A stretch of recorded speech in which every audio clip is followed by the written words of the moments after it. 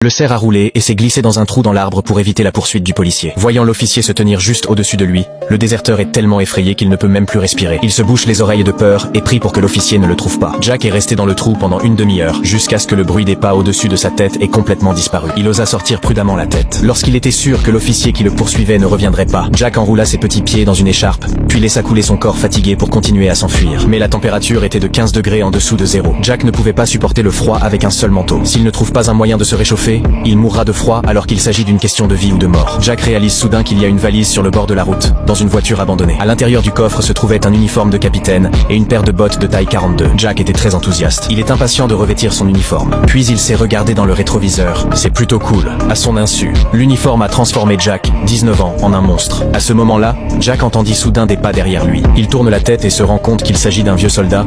Mais alors que Jack se demande comment il va cacher sa désertion, le vétéran le salue respectueusement. Jack est resté abattu